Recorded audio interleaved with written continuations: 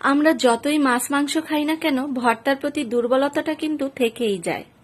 আবার অনেকের ভর্তা হলে আর কিছুই লাগে না, আর সেটা যদি হয় শুটকি ভর্তা তাহলে তো কোনো কথাই নেই। ভর্তা প্রেমীদের জন্যই আমার আজকের রেসিপি। আজকের পর্বে তৈরি করে দেখাবো চ্যাপা শুটকি ভর্তা। যারা চ্যাপা শুটকি ভর্তা খেতে পছন্দ করেন অথচ এখন পর্যন্ত এই ভর্তা পারফেক্ট ভাবে করতে জানেন না, তারা কিন্তু অবশ্যই আমার এই রেসিপিটা দেখা মাত্রই করে নেবেন। তো চলুন কথা না বাড়িয়ে আজকের রেসিপিটা দেখা যাক। আর রেসিপিটা ভালো লাগলে অবশ্যই একটা লাইক দিতে ভুলবেন না। চ্যাপা শুটকি ভর্তা করার জন্য এখানে কিছু চ্যাপা শুটকি নিয়েছি, আর নিয়েছি শুকনো মরিচ, আর নিয়েছি 1 কাপ পরিমাণ পেঁয়াজ কুচি। চ্যাপা শুটকিগুলো কিন্তু আমি ভালো করে ধুয়ে নিয়েছি, আর আপনারাও অবশ্যই শুটকিগুলো ভালো করে ধুয়ে নেবেন। এবারে এই সব কিছু আমি আলাদা আলাদা করে শিলপাটায় বেটে নেব। মরিচের পরিমাণটা আপনারা আপনাদের পছন্দ মতো নিয়ে নেবেন। যেহেতু আমাদের বাসায় সবাই ঝাল খেতে পছন্দ করে, তাই আমি মরিচের পরিমাণটা একটু বেশি নিয়েছি। আর এখানে পেঁয়াজ নিয়েছি প্রায় 1 কাপের থেকে একটু বেশি হবে।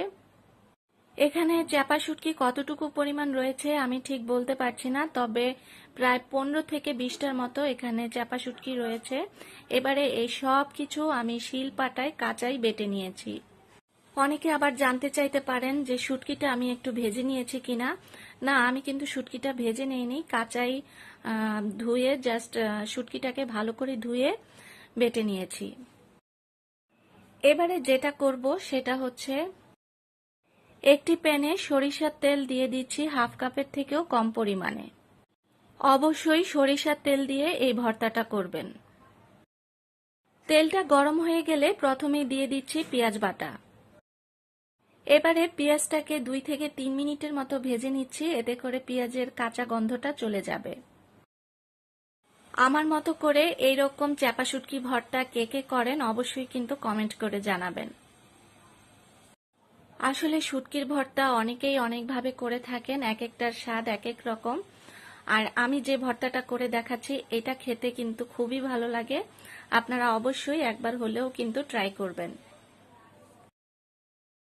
পেঁয়াজটা 2-3 মিনিট ভাজা হয়ে গেলে এবারে দিয়ে দিলাম মরিচ বাটা। মরিচ বাটা দিয়েও আমি প্রায় 5 মিনিটের মতো ভেজে নিব। সামান্য একটু পানি দিয়ে দিচ্ছি, এতে করে পেঁয়াজের সাথে মরিচটা খুব ভালোভাবে মিশে যাবে।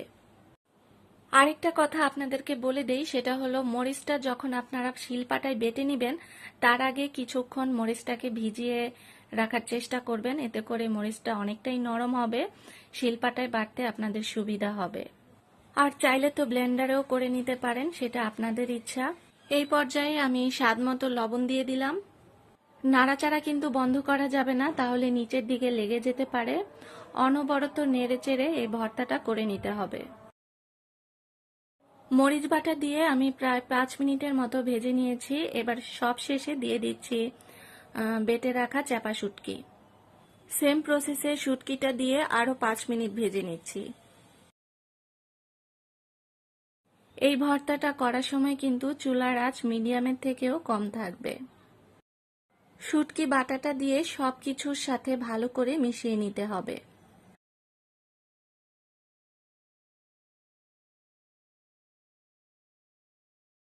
আমার জানা মতে অনেকেই আছেন যারা এখন পর্যন্ত চ্যাপা শুটকি ভর্তাটা ভালো করে করতে জানেন না।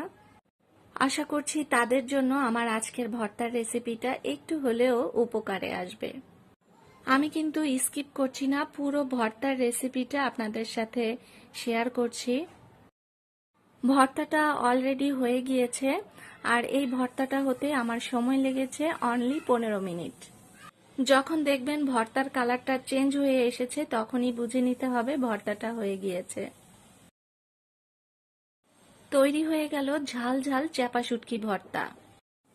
ভর্তা প্রেমীদের এই ভর্তা দেখেই নিশ্চয়ই জিভে পানি চলে এসেছে, তাই না?